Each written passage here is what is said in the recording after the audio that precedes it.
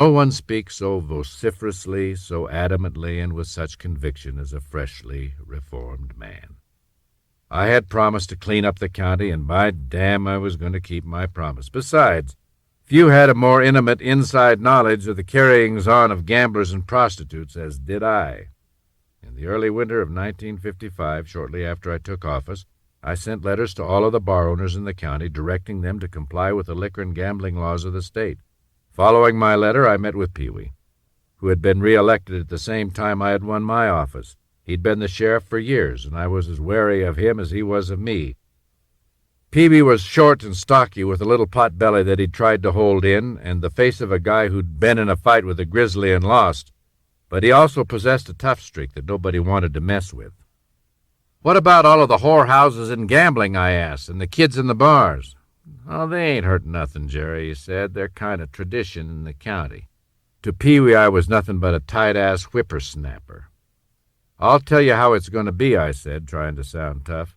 "They're going to clean up or clear out. You know 'em. You tell 'em if they aren't squeaky clean in 30 days, I'm moving in." 30 days later, things were unchanged.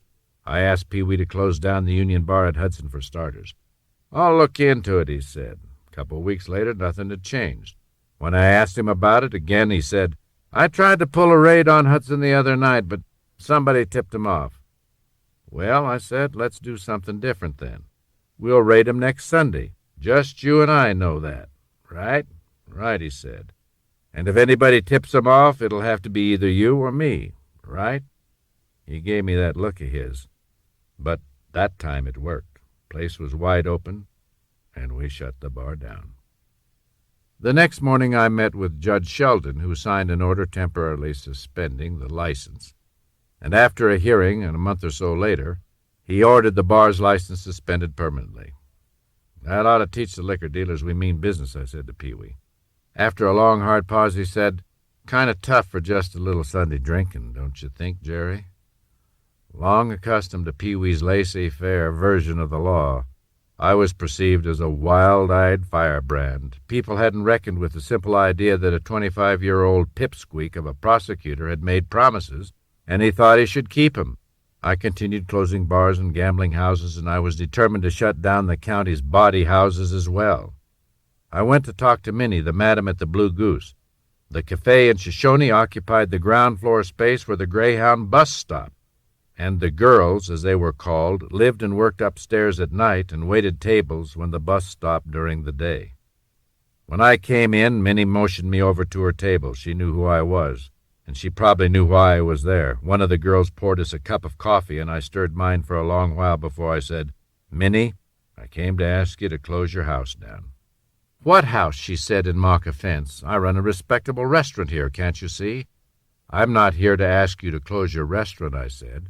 "This is America," she said. "Right, and this is Fremont County, America, and it's against the law to run a whorehouse in Fremont County, America." Well, she told me how this was the sheep-raising end of the county, and that she serviced the sheep herders and the cowboys, and if she wasn't there with her girls, the Mexican herders would come to town and rape the town's women, and I'd have to answer to them for having shut down the Blue Goose. She was an honest-to-God public servant performing a good and proper service, and therefore, by God, she was not going to close down the house. Well, I knew I had a problem.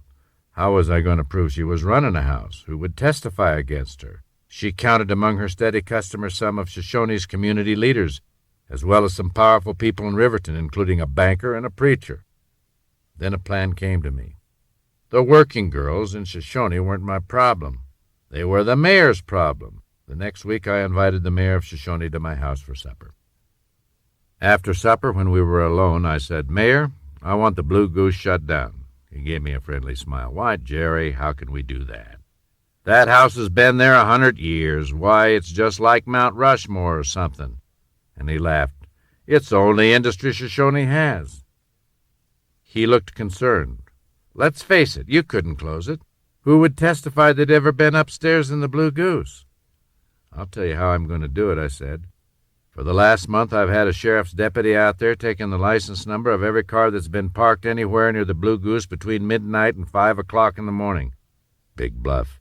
"Now, Mayor, there's a lot of interesting names on that list, and all I have to do is to call a grand jury, subpoena every person on that list as a witness, and we'll have a real big party. You could probably guess who the first witness is going to be, Mayor. I let him think about that one. How much time do you want to close her down? Within the week, the Blue Goose became a relic of the past. The little yellow house in Riverton and the house in Hudson soon followed. I kept getting these threats, which I ignored. I received several anonymous phone calls. I always maintained you're safer when you're getting threats. It's when you're not that you need to watch out.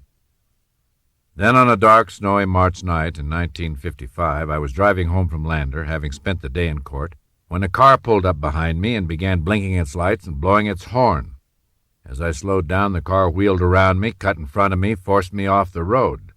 Just as my car came to a stop, someone in the car fired at me. The bullet entered the left rear window at an angle, missed me by a good foot. The car, I couldn't identify it in the dark, sped away. Pieces of glass and lead showered my neck and head and were scattered throughout the car. I later recovered the spent bullet in the back seat, gave it to Pee-wee, and he sent it off to the FBI for identification. One day, Pee-wee came by my office to talk about some cases. When he got up to leave, he said, "By the way, do you own a pistol?" "Why, yeah," I said. "What caliber?" "A .357 Magnum, Smith & Wesson. Why?" "Oh, nothing." "What do you mean, nothing?" I demanded. "Oh," he said, "it was a .38 caliber that was shot into your car. A .357 is a .38 caliber, too." "So what?" I demanded. "Nothing," he said. "Don't mean nothing by it at all, just curious." Within a few days, I was hearing the rumor around the county that I'd shot the hole in my car for the publicity. As if I needed more. Pee-wee never solved the case, but I never blamed him for that. There wasn't much to go on. People, like coins, have two sides. Although I'd been elected on the premise that I'd clean up the county, now that their infamous institutions were closed, a lot of folks didn't like it. "How come you closed down our little yellow house?" some leading citizen would ask me. It was their little yellow house. "Didn't you want it closed?" I'd ask back. "Who's going to take care of the sheep herders?" Even the mothers at the Parent Teachers Association meetings took the issue up. The town's leading mother said, "I know how evil that thing is, and I definitely am not for prostitution in any shape, kind, or form, but we have to balance which is the worst evil, a place for the cowboys to go or the safety of our children." I tried to explain that rape and prostitution were as irrelevant one to the other as robbery and bingo. I tried to explain that rape was the acted-out hostility of certain males of the species, expressing their compulsive need, not for passion, not for sex, but to injure females of their own species. People didn't understand such subtle arguments then. In the end, I pretty much cleaned up the county, whether the good citizens liked it that way or not. As soon as I took the oath, the down and out came flooding into my office. Most couldn't afford a lawyer, or the lawyer they could afford provided little effective assistance. Justice, therefore, lay often in the hands of the county attorney himself. One of the first cases that came to me as the county's new prosecutor involved a breed, as Indians who lived on the reservation but looked white were called in those days. The man, Howie, had been charged and convicted of writing a bad check and sent to the penitentiary. His sister came to see me. "Who is going to put up the hay this summer?" she asked, as if it were my responsibility. "The cattle will starve this winter," she said. But I discovered that the check had been given to pay a gambling debt. The Wyoming statute provides a complete defense for a bad check given to discharge a gambling debt, and Howie's court-appointed lawyers had been ignorant of the defenses and had pled him guilty. I moved to have the case dismissed, and Judge Sheldon granted the motion. Reluctantly, Pee-wee McDougal, the sheriff, traveled to Rawlins to bring Howie back from the penitentiary, with a dire prediction that sooner or later he'd be back inside on some other charge. Well, a couple of years later, sure enough, Howie was back in the pen all right, his crime a series of forgeries which had been little more than a game between the saloon keepers and the Indians. Drunk Indians were good business. The saloon keepers would take a third-party check from an Indian without question, even though they knew the check was likely a forgery. When the check was returned from the bank, the bar owner would charge down to my office, all put out, and noisily demand justice. He knew that I would likely force the Indian to make restitution rather than to send him to prison. Howie and another drunk Indian had forged not one but a dozen or more such checks. So I had to send him off to the penitentiary again. One day I was driving home from Lander and stopped by a tavern for a beer, and there was Howie, fresh out of the pen and already hoisting a few. "Well, if it ain't my old buddy Spence," he said. "I just got out of the pen, and I'm celebrating. I want to buy you a drink."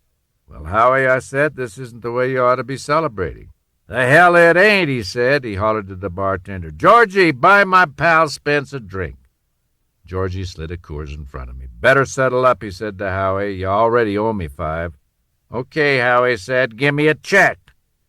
The bartender tossed him a tablet of blank checks without even asking him which bank he wanted to write the check on. I got the hell out of there. A couple of days later, the bartender dropped the check by my office. Howie'd signed my name to it.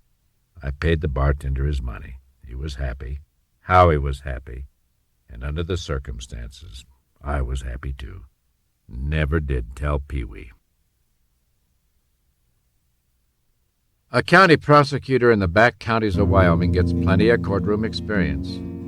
I'd try an aggravated assault and battery case one day and a first-degree murder case the next.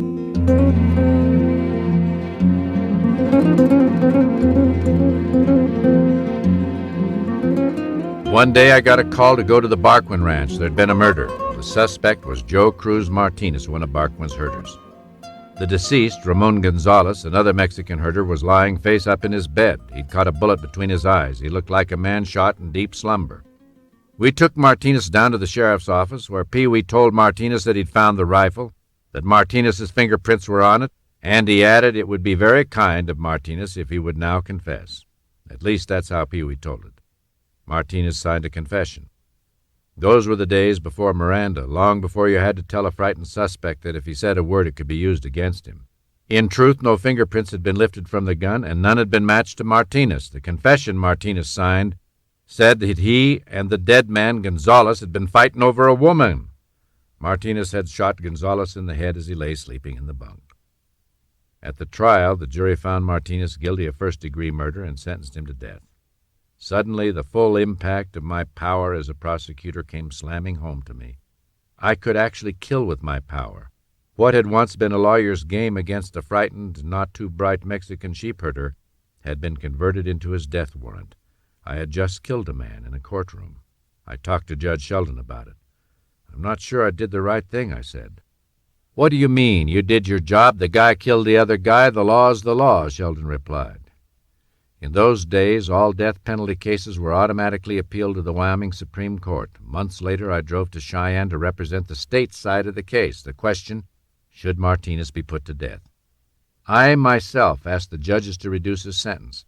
My argument was that Martinez had been so drunk he was unable to form the specific intent to kill. That would change the charge from first to second-degree murder. Martinez's sentence would then not be death, but 20 years to life.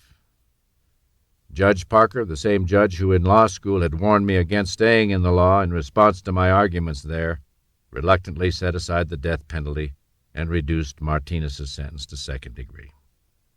Pee-wee wasn't happy. He told me, "You're a pansy, Spence. How the hell could he not have premeditated it, going to the house for the gun and all? When he gets out, he'll just go out and get drunk and kill somebody else." "Maybe," I said, "but if we're ever going to stop killing in this country, the state has to stop killing first." "If you're so damn solid against the death penalty," Pee-wee said, "maybe you shouldn't be in this job."